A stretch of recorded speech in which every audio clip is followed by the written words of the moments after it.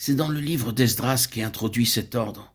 La première action dans l'ordre des choses se rapporte au rétablissement de l'autel, du grand autel, sur ses fondements, et ils établirent l'autel sur son emplacement. Esdras 3.3. Ce n'est qu'après le rétablissement de l'autel à sa place que la maison de Dieu fut édifiée. Plus tard, la muraille fut reconstruite après que la maison de Dieu eut été achevée. Ce sont là les trois faces de l'ordre divin. Nous avons premièrement l'autel qui est fondamental pour toute l'activité divine. Il est le symbole de la croix. Ensuite vient la maison, qui est le type de l'Église. Elle ne peut être édifiée que lorsque la croix est bien positionnée et dispose de toute sa place. Il est important que nous percevions l'aspect de ces choses en même temps que leur ordre.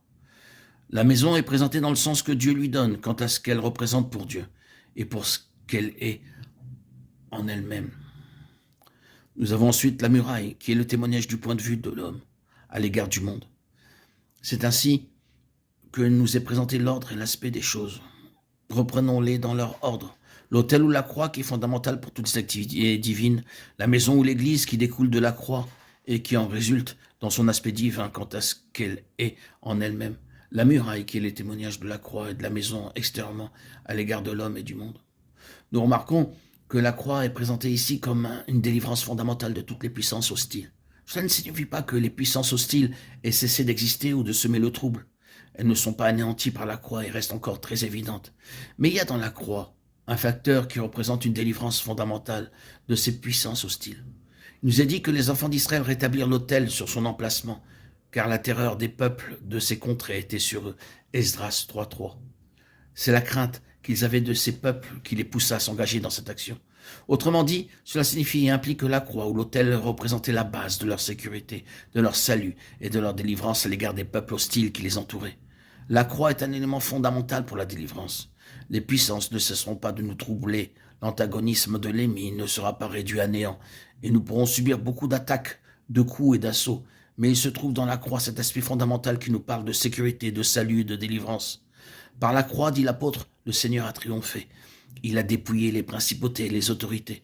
Il les a produites en public, triomphant d'elles par la croix. Colossiens 2.15.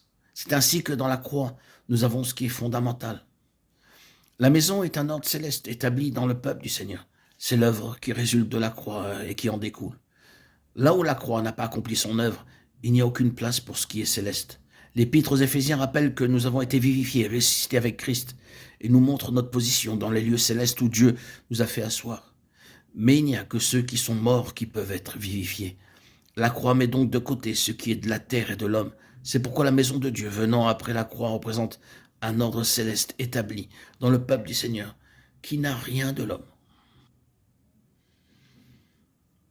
Puis, il y a la muraille qui détermine le témoignage du Seigneur, sa séparation d'avec le monde et d'avec ceux qui sont de simples professants.